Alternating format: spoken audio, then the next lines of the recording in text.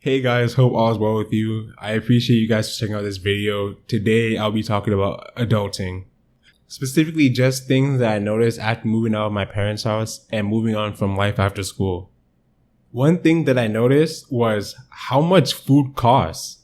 Grocery shopping actually costs quite a bit of money, especially if you don't budget like myself. I tend to go to the store quite often actually.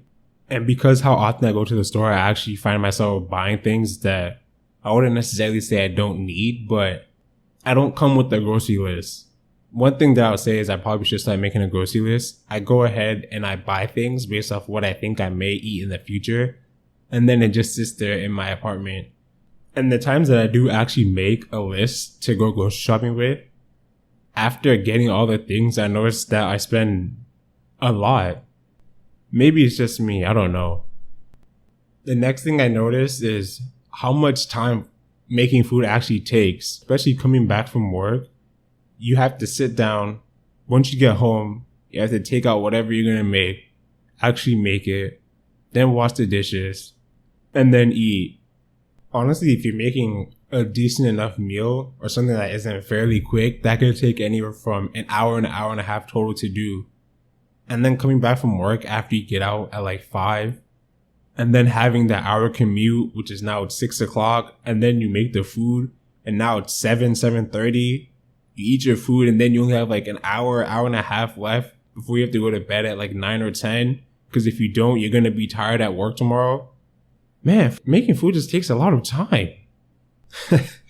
Another thing that I noticed is not having random things. Well, I shouldn't call them random because they actually do serve a purpose, but not having things in your house that you need. Like a can opener, a pizza cutter, Ziploc bags, aluminum foil, all these things. Like at home, I would just, go to the store, buy random things, and then I would expect the tools I need to actually make this to be at home. I would say, okay, bought a can of fruit. I don't buy canned fruit, but you get the point. I would buy a can of whatever, and then I would go get the can opener that's in my house or my parents' house, use the can opener, and then continue about my day making the food or making whatever. But now there was one situation where I bought a canned good and I went home, and then I was thinking to myself, okay, this should be simple. I have a can opener. Got home, realized I don't have a can opener. So I spent about 5 to 10 minutes using a knife to stab the top of the can until I finally got the whole, or at least not even whole, because by the time I got halfway, I was already tired of doing this. So I took half of it, almost cut myself, and tried to pour out what I could with half of the can lid being open. The next point I'm about to make here builds up a point I made previously, which is how little time you have in a day when you have to do everything by yourself, like chores, go to the gym, work, fun, sleep. You go to work 9 to 5, you come back, you have to eat. Well, you don't have to, but most people eat after work. Then I usually would go to the gym, and then at that point, I have some type of chores on some days. It depends on the day. Like some days, laundry day. Other days, I go clean my apartment. So after all of these activities, I now have about, I would say 1 to 2 hours left before I have to go to sleep. Or I could go to sleep at 12 and just be extremely tired at work tomorrow, which is not a good idea. So I only have about an hour for fun. And in my opinion, that's not that much. So there's just so little time in the day. I know people say you have 24 hours. It's a lot of time to do things, but it depends on how you spend your 24 hours, because a lot of that is spent on really small tasks that build up and accumulate to waste all of your 24 hours. And next thing you know, you have to wake up and repeat the process all over again tomorrow. My next point is I just feel tired 24/7. And that's because I would like to get the most out of my day. So I sacrifice a little bit of sleep. So that's not really something that's my fault in all honesty, but I just decided to throw that in here because I do genuinely feel tired most of the time, unless it's a weekend. And even then, I feel like I had to sleep a lot to get back and regain the sleep that I lost during the week, but that's not a thing. Once you lose that sleep, it's essentially gone. That's not how sleep works. Since I sacrifice my sleep, I get usually 6 hours a night instead of like the recommended 7 to 9. And I do this because I would like to do more things in my life rather than just work, eat, gym, work, eat, gym, work, eat, gym. It is what it is. My next point is actually how repetitive life gets. Now, honestly, I see why people age so fast and why life just feels like it flies by after you're being a kid. Like, there's no milestones anymore. When you're a kid, you know, you have your first step, you attend school for the first time, you switch, you go to middle school, then you go to high school, you learn how to drive. What else is there? I can't remember right now, but after that, you go to college. After you do all your schooling, finish college, now you go to work, and then you work from like 22 all the way to, what's the retirement age, 67? That's how many years? Like 40, 45 years of your life just gone. It just feels like it zooms by because you're doing the same thing every single day, Monday through Friday. Work. Weekends, you have fun. Now Sunday comes. Ah, man, you have to go to work on Monday. Rinse and repeat. Monday comes, work. Friday comes. It's, oh man.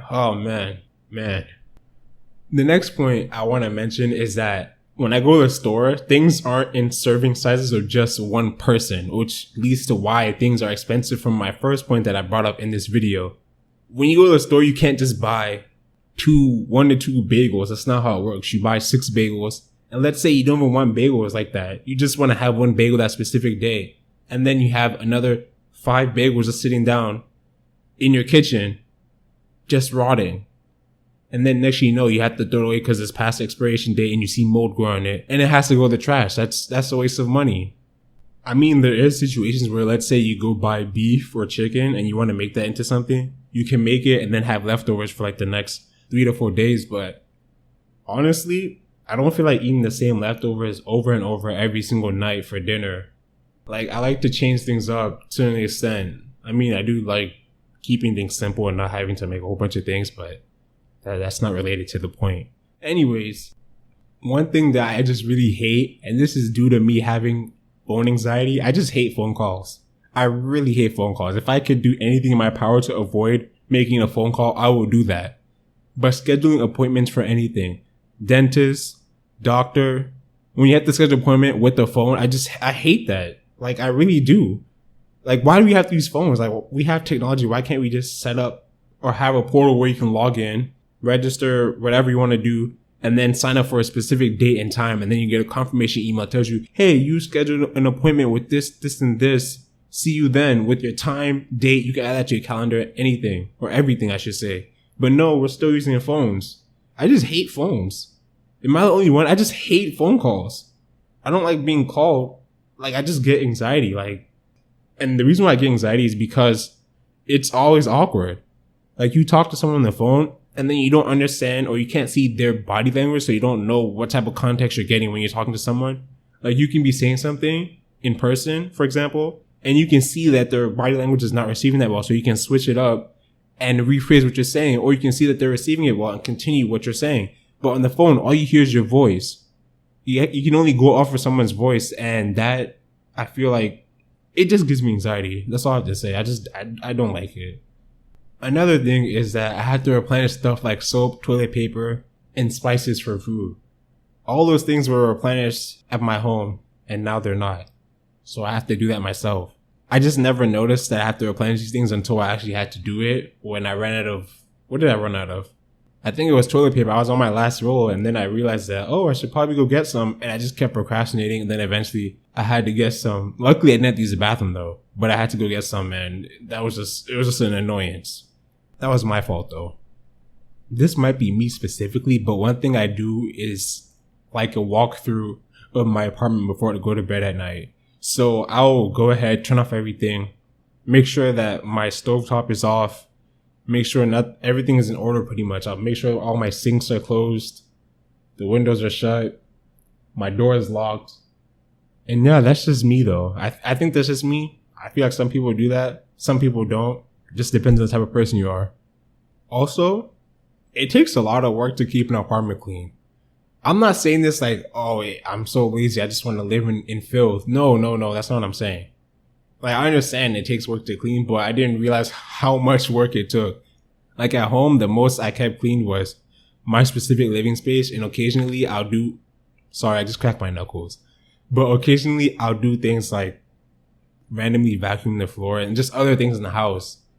It was occasional, but now it's like every week almost I have to clean down my whole apartment because things get dirty fairly quickly. I never noticed how dirty things get or how dirty things got until I lived on my own and how often or how frequently I would have to clean things.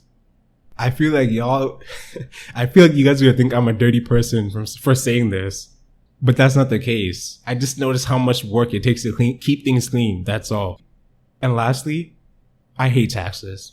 That's it. That's all I can say about that. I just genuinely hate doing taxes, especially if you're not doing like a regular 9 to 5 income stream type job where you pay your taxes and then you file for taxes in April and then you get your tax return, or you have to owe taxes, whatever, pay that back, etc., etc. But if you're doing something like a business where you have to specifically file like a whole different form, you might have to talk to like an account manager, all this stuff. It's just too much. Like, why can't it be simpler? Taxes are more complicated than it has to be. Yeah, that's how I'll put it. More complicated than it has to be. Anyways, that's it for me in this video. Once again, I appreciate you guys checking out this video. Wait, before I sign off here, let me know down in the comments about things that you guys notice after moving out, or just general things you notice about being an adult. Don't forget to hit the like button if you like this video or could relate to any of the things I mentioned in this video. Make sure to subscribe to this channel and also hit the notification bell so that you get notified of when I drop my next video. Thanks, and until next time. That's not a bad close, but I feel like I could have done better here. Oh well.